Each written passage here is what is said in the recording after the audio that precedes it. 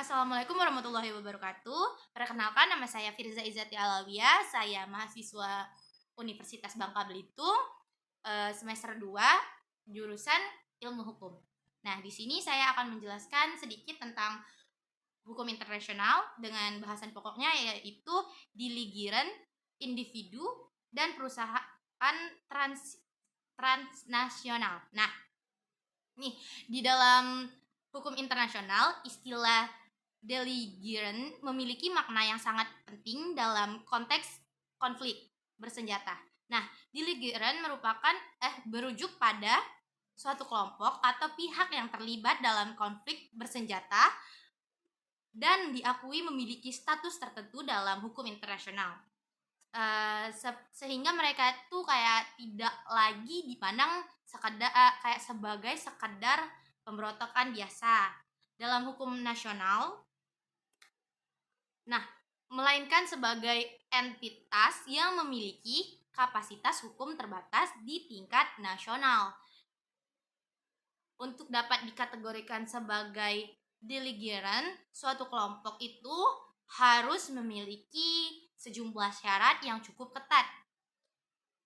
Yang pertama yaitu kelompok tersebut tuh kayak harus memiliki struktur organisasi yang jelas dan teratur ya.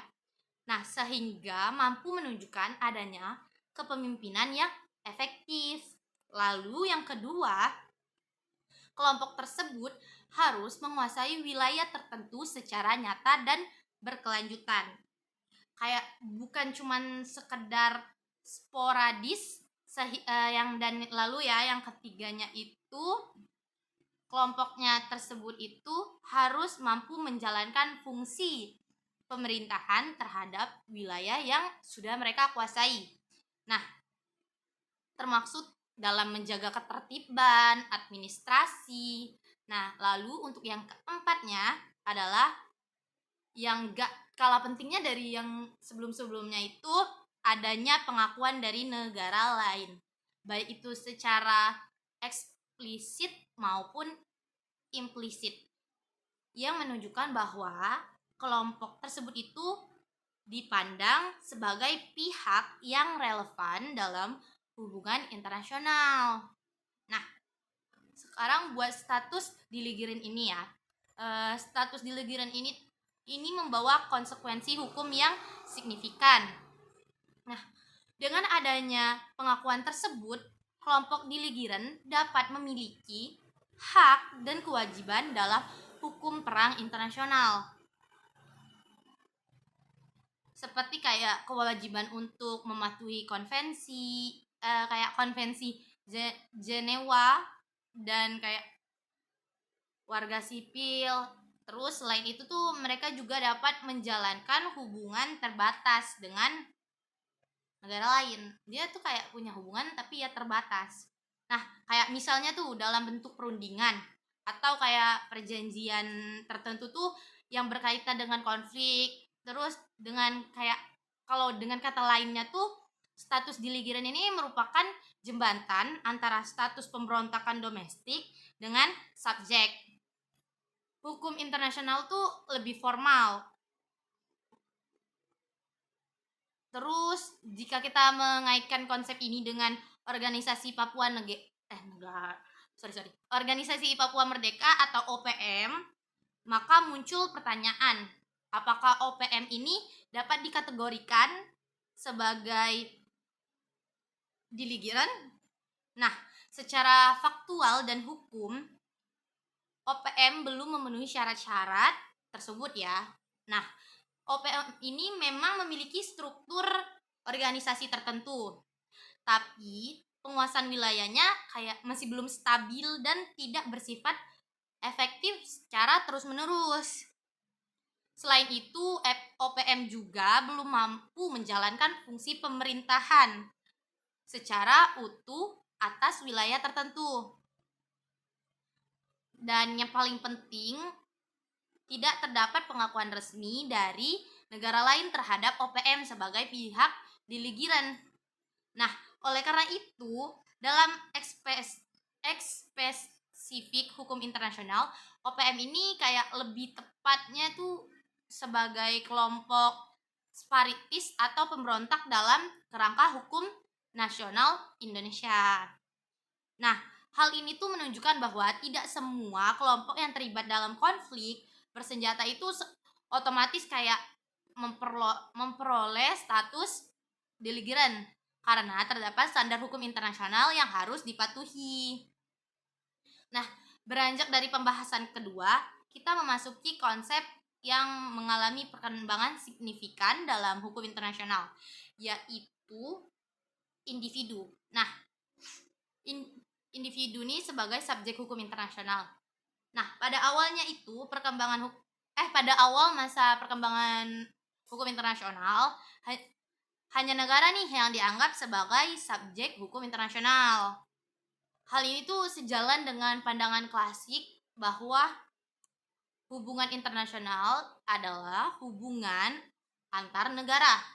Namun, seiring dengan perkembangan masyarakat internasional, terutama setelah terjadinya berbagai konflik besar kayak Perang Dunia Kedua, terus munculnya kesadaran individu juga harus menjadi bagian dari sistem hukum internasional, baik sebagai pemegang hak kemampuan, sebagai pihak yang dapat dimintai pertanggungjawaban. Nah, individu tuh dapat disebut sebagai subjek hukum internasional apabila memenuhi kayak kriteria yang penting. Yang pertama itu ada individu tersebut tuh kayak memiliki hak yang diakui secara langsung atau secara langsung kayak oleh hukum internasionalnya. Terus kayak contohnya tuh kayak hak asasi manusia yang diatur dalam berbagai konvensi internasional. Lalu yang kedua, individu memiliki kewajiban internasional kayak khusus untuk tidak melakukan tindakan yang dikategorikan sebagai kejahatan internasional. Dan yang ketiga itu individu itu dapat dimintai pertanggungjawaban secara langsung di hadapan lembaga peradilan internasional atau yang biasa disebut kayak ICJ. Terus tanpa harus melalui negara sebagai perantaranya. Dengan adanya ketiga aspek ini, individu itu tidak lagi hanya memiliki objek hukum internasional, tetapi menjadi subjek aktif dalam sistem tersebut.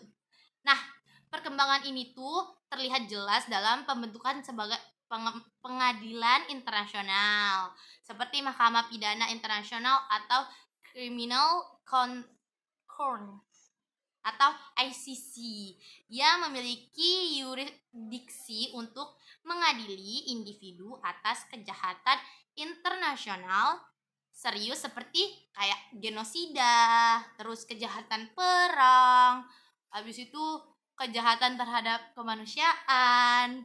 Nah, dalam konteks ini, jabatan atau posisi seorang itu dalam suatu negara tidak semata-mata memberikan kekebalan mutlak terhadap hukum internasional, terutama jika yang bersangkutan diduga melakukan pelanggaran berat terhadap hukum internasional.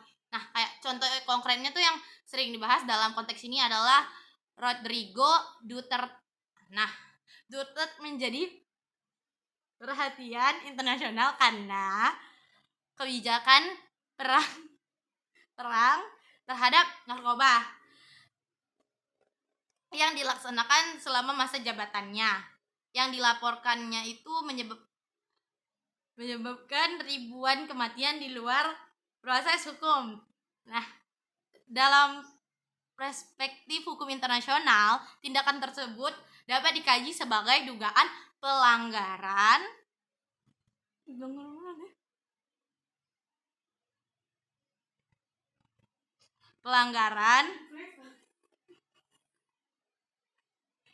hak asasi manusia berat, bahkan berpotensi dikategorikan sebagai kejahatan terhadap kemanusiaan apabila memenuhi unsur-unsur tersebut, seperti adanya serangan yang meluas dan sistematis terhadap penduduk sipil. Dalam hal ini tuh Duterte dapat dianggap sebagai subjek hukum internasional karena ia sebagai individu dapat dimintai pertanggungjawaban secara langsung dan tidaknya. Hal ini menunjukkan bahwa hukum internasional modern tidak lagi hanya berfokus pada negara, tetapi juga pada individu sebagai aktor yang dapat memiliki konsekuensi hukum di tingkat global.